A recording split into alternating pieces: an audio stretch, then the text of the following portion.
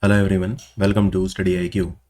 So in this video, I will bring to you the current affairs of 6th of January. Let's start the video.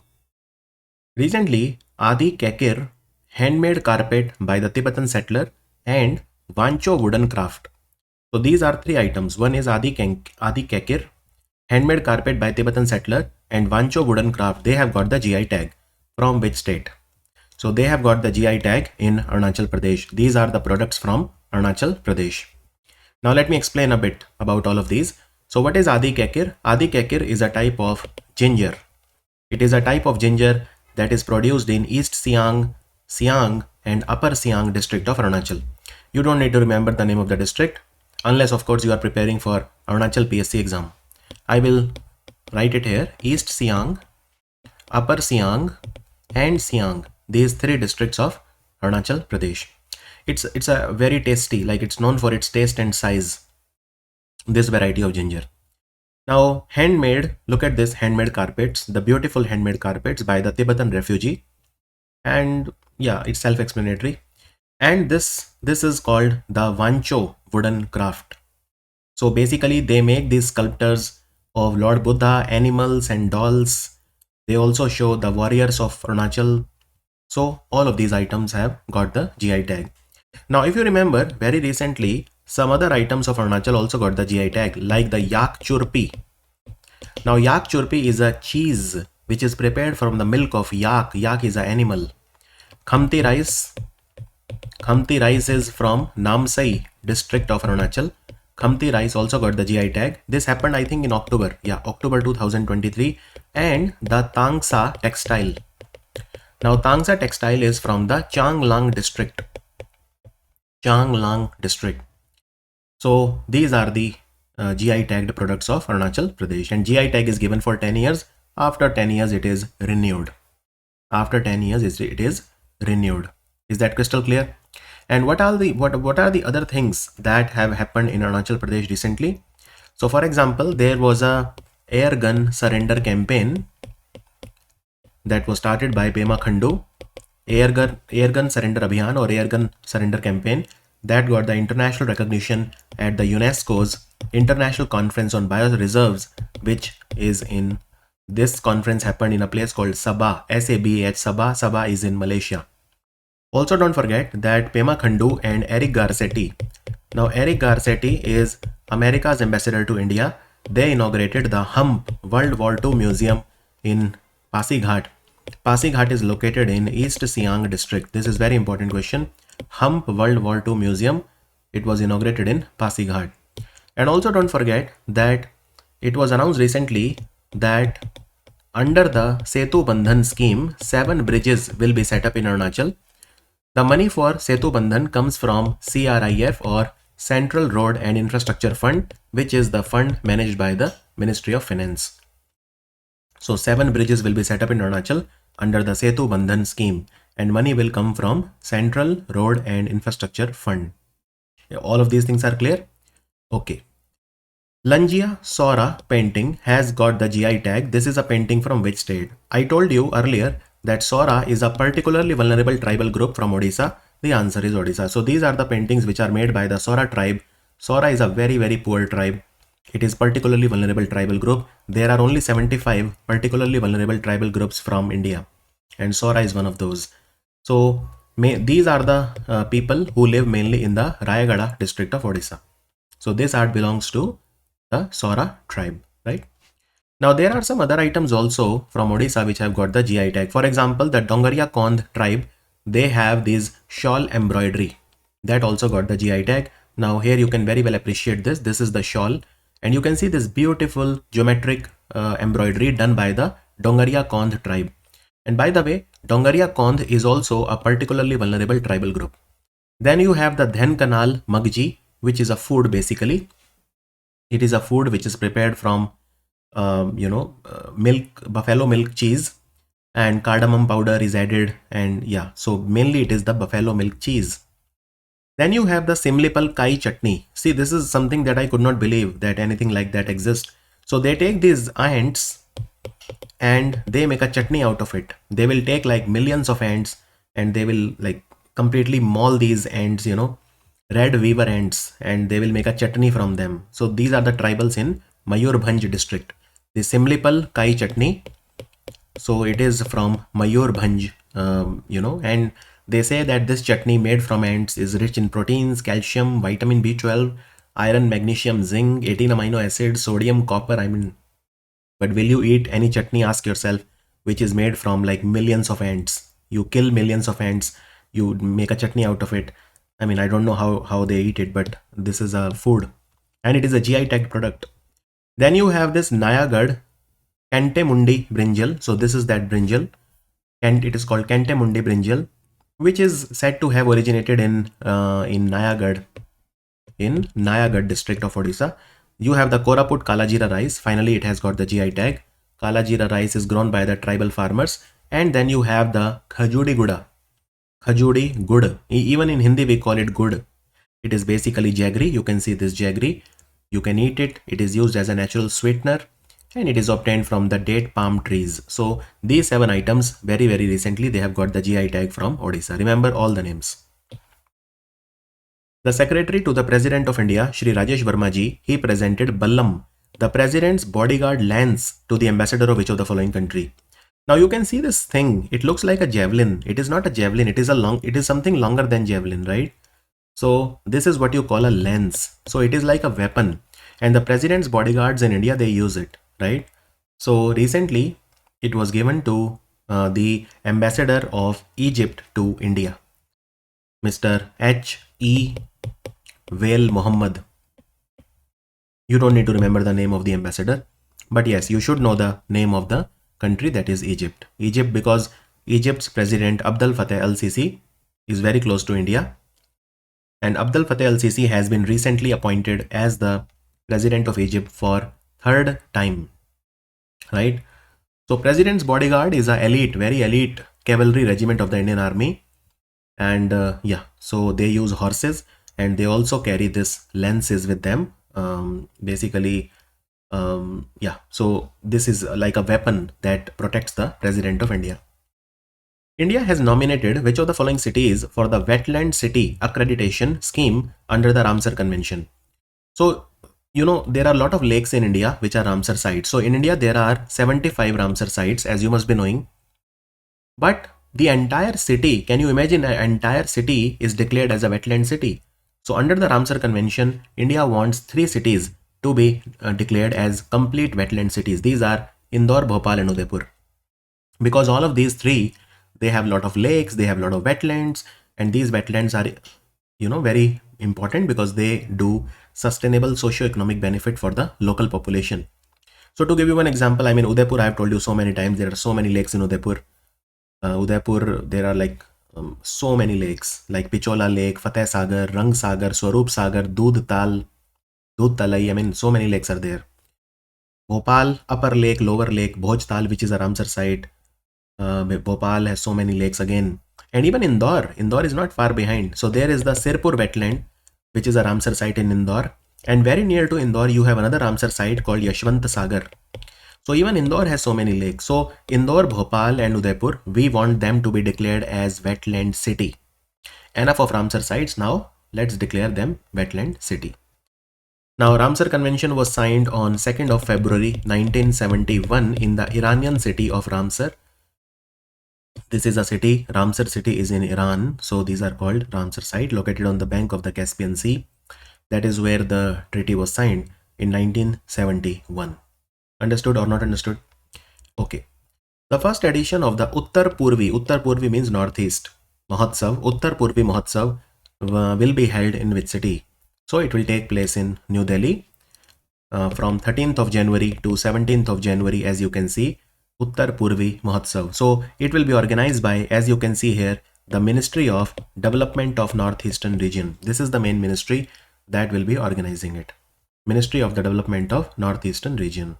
So there is an organization called Northeastern Handicrafts and Handloom Development Corporation Limited, NEHDC. So they will organize this, and this organization works under the Ministry of the Development of Northeastern Region. And the theme will be Asht Lakshmi ki Pehchan, Viksit Bharat ki Shan. I don't think this theme is important. It's written in Devanagari script. So Ashtalakshmi is basically the 8 northeastern states. Ashtalakshmi, let me write it here because a lot of you might not understand the Devanagari script. Ashtalakshmi ki pehchan, which means the pride of Ashtalakshmi, you know, something which they are known by, the identity of Ashtalakshmi. Ashtalakshmi ki pehchan, Viksit Bharat ki shan. Viksit Bharat means developed India. Ki shan, the pride of developed India. So basically what they want to say is the identity of the northeastern states, whatever will be the handicraft products, these products are the identity, the local handicraft, the handlooms, the agriculture products, the, you know, all of these. So the identity of the Northeast, identity of the Ashtalakshmi or 8 northeastern state is the pride of a developed India. That is what they want to say. Now, where will Uttar Purvi Mahotsav take place? It will take place in Bharat Mandapam in Pragati Maidan in New Delhi. And during this, there is a hostel called Barak Hostel that will be inaugurated in Jawaharlal Nehru University. This hostel is exclusively for the students from the Northeast. It is called Barak Hostel, B-A-R-A-K, probably because Assam has Barak Valley, maybe that is why. And there will be a lot of dance, music, you know, the Satariya dance from Assam, the Hojagiri dance from Tripura. These will be showcased. Hojagiri is a dance, very famous dance from Tripura. The lion dance of Sikkim, you know, the Thangta fight from Manipur. Thangta is a martial art. All these will be showcased in Delhi. Department of School Education and Literacy, they have launched the Prerana, an experimental learning program. So Prerana program will run from a vernacular school in which city? Prerana program will run from a school in Vadnagar. So Vadnagar is the place from where PM Modi is there. So PM Modi was born and brought up in Vadnagar. Vadnagar is located in Mehsana district of Gujarat, right? So Prerana is a 1 week long residential program for the selected students from class 9 to class 12.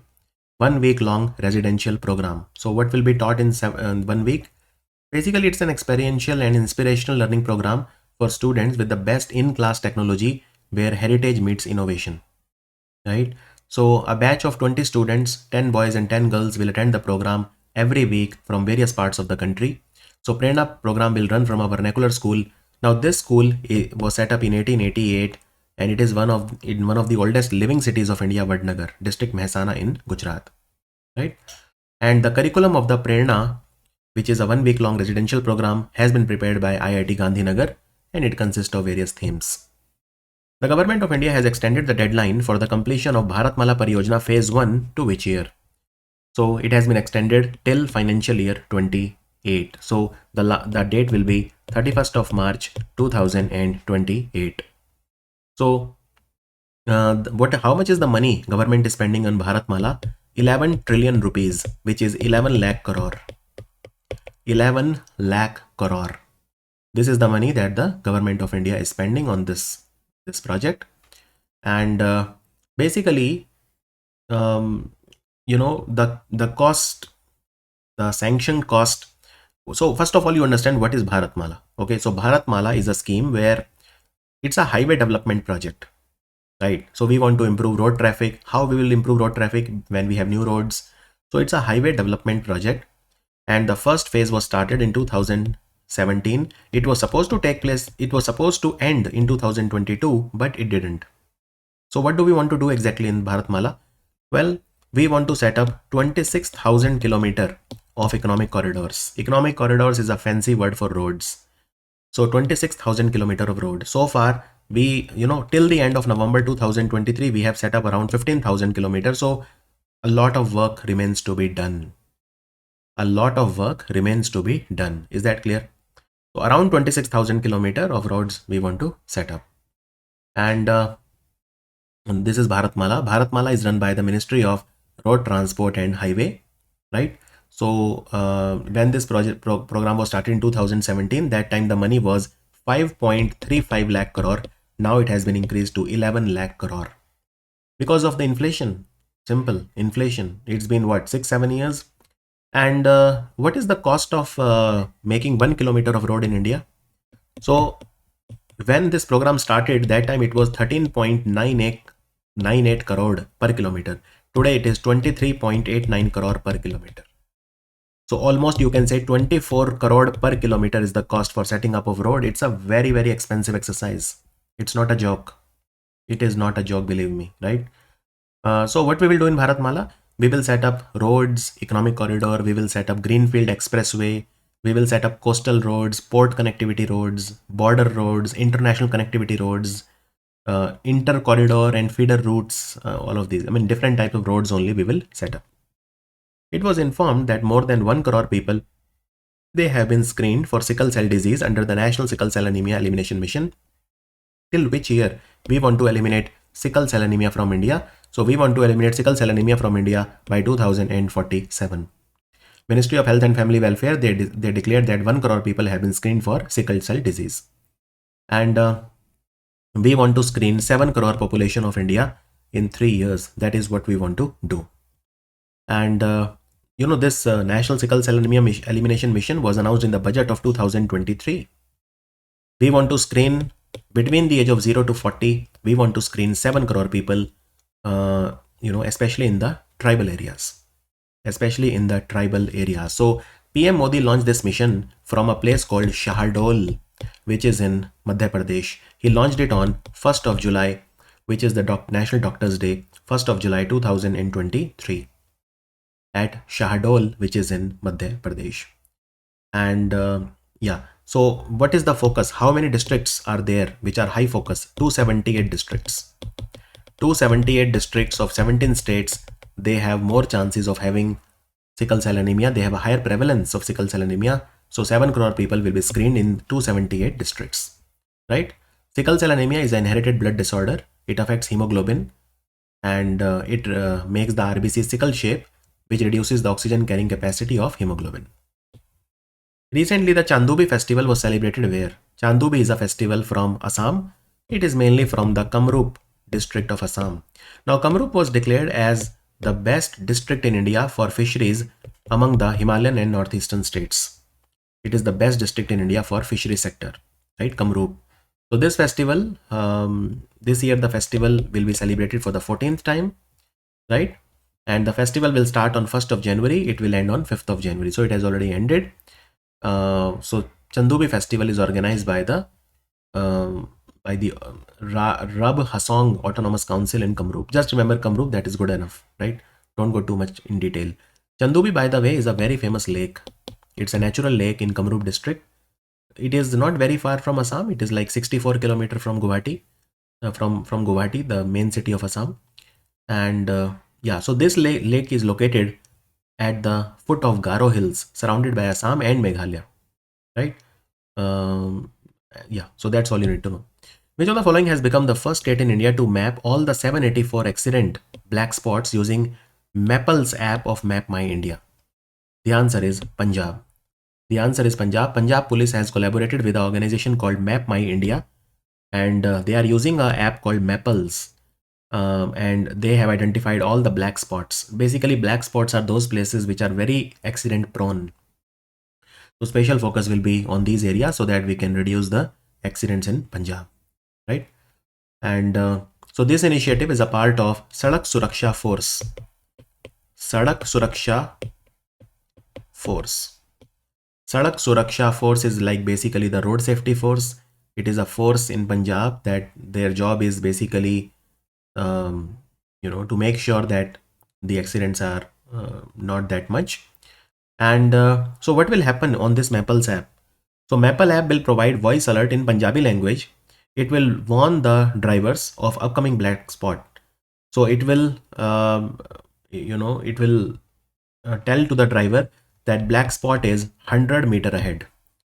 Okay, so be careful. So let's imagine there is a Maple app in your phone. It will shout, be careful, black spot is only 100 meters away.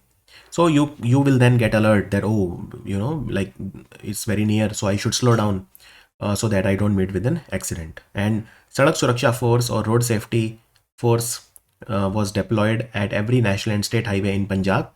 So this is an initiative of the Punjab Police. A rare 10th century inscription written in Kannada and Sanskrit has been discovered on the premises of the Mahadev temple in Kakoda in Goa. It is about which dynasty? So there is this temple in Goa called Mahadev temple. It is in Kakoda And their dynasty that we are talking about is the Kadamba dynasty. The Kadamba dynasty, right? Kadamba belongs to the Kadambas of Goa. Kadamba dynasty from Goa. And these inscriptions, some are in Kannada and some are in Sanskrit. So they will be deciphered very soon, right? Sanskrit and Kannada, by the way, they were the official languages of the Kadamba kingdom of Goa. So we'll find out more about it when these inscriptions are deciphered. Recently, Sundarban honey, black Nunia rice, and Tangel, Gorod, and Kadial sadi, they have got the GI tag from which state? So Sundarban says it all. The answer is West Bengal. Sundarban is a tiger reserve. Sundarban is also a mangrove forest. So all of these items. So basically, black Nunia is a very popular rice from Jalpaiguri. Jalpaiguri, you must be knowing, it's a very famous railway junction also. Sundarban honey, black Nunia rice from Jalpaiguri. And then you have these sadis called Tangal, Gorod, and Kadial. 3 types of sadi: Tangal, Gorod, and Kadial. You can see these sadis. So this is the rice that I'm talking about. This is the Sundarban honey. And then these are the saris. So all of these have got the GI tag. Now, of course, the first item in India to get the GI tag was Darjeeling tea, again from West Bengal. And then, of course, you have this Himsagar mango and all of these things, Gobindo Bhog rice and all of these items. So Bengal has, 27 items now which are GI tagged. Earlier there were 22. Now these 5 items have been added. So now there are 27 items from West Bengal which have the GI tag. So let me tell you a little bit about these items. Okay. First, let me tell you about Sundarban honey.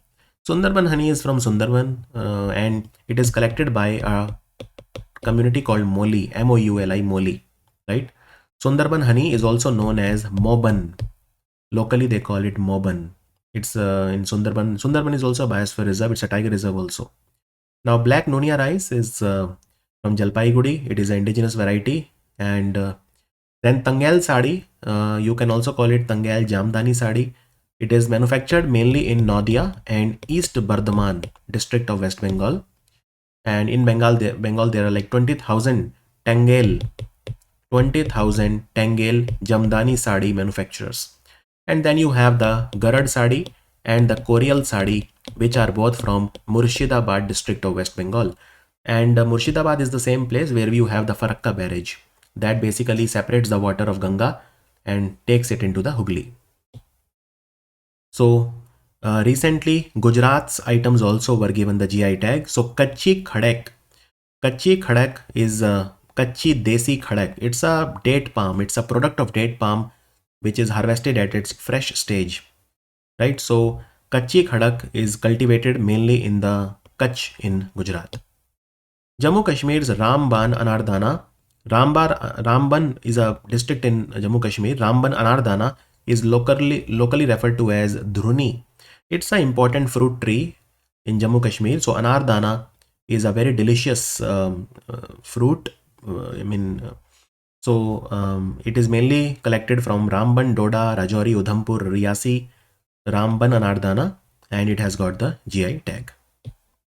India's first ever multi-sport beach games called Diu Beach Games was inaugurated. It will be held at which beach?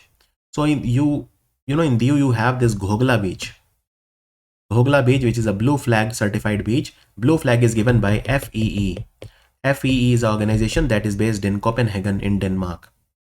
So basically, opening ceremony of the beach games will be held at the Ghogla Beach in Diu, and the closing ceremony will be held at the INS Khukri Memorial.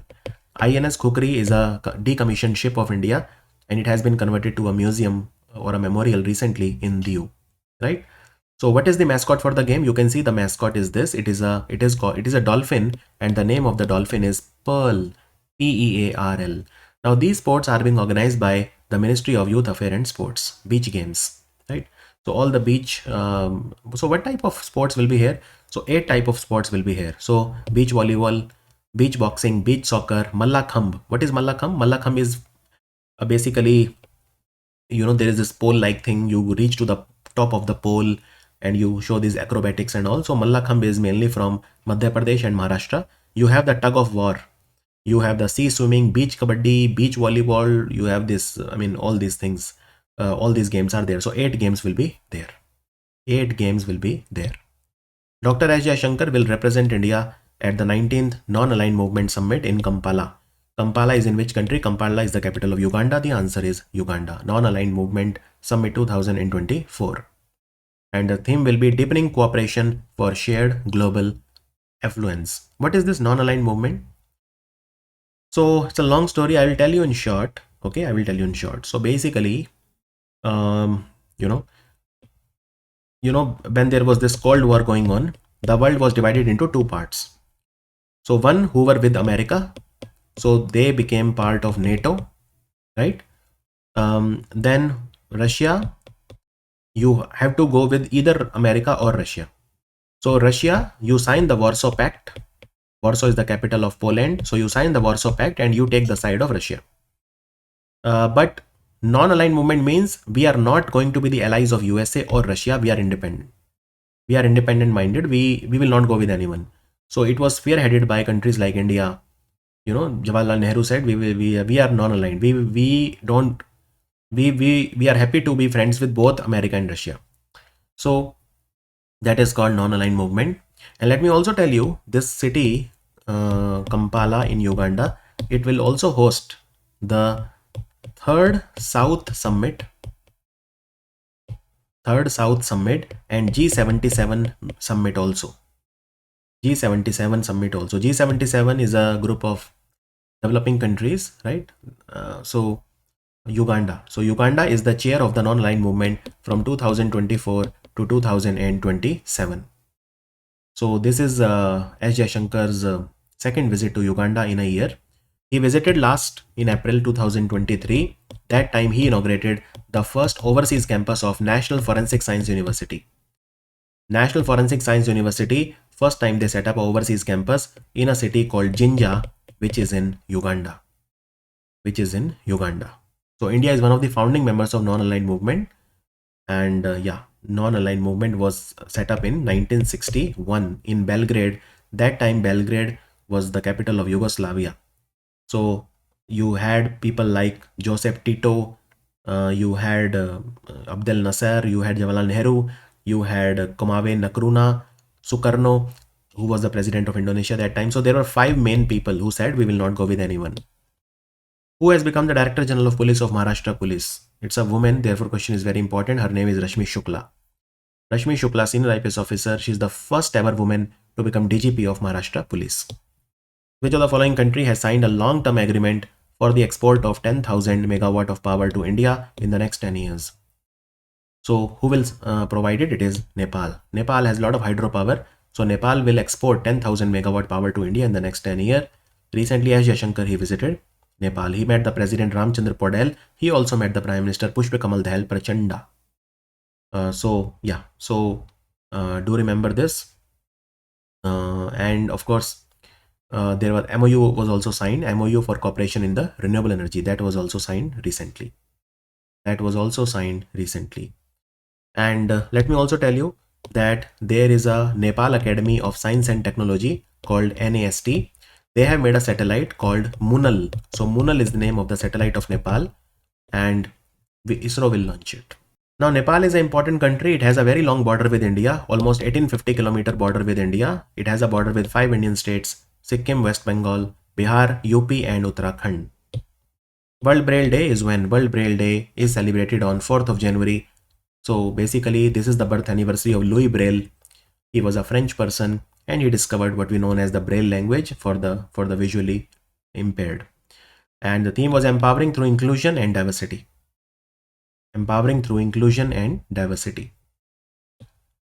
Which of the following space company has launched the first Starlink satellite with direct-to-cell capability? The answer is SpaceX. So you can see a cell phone tower in space.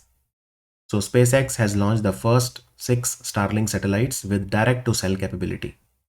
And these satellites were launched from which spacecraft? Falcon 9 spacecraft. This is the first ever direct-to-cell satellite to be launched by Elon Musk. What is direct-to-cell? Direct-to-cell is aimed at providing coverage to text, internet and mobile networks wherever you see the sky. So direct to your cell. The satellite will work with LTE phones, acting like a cell phone tower in space. So Starlink by SpaceX.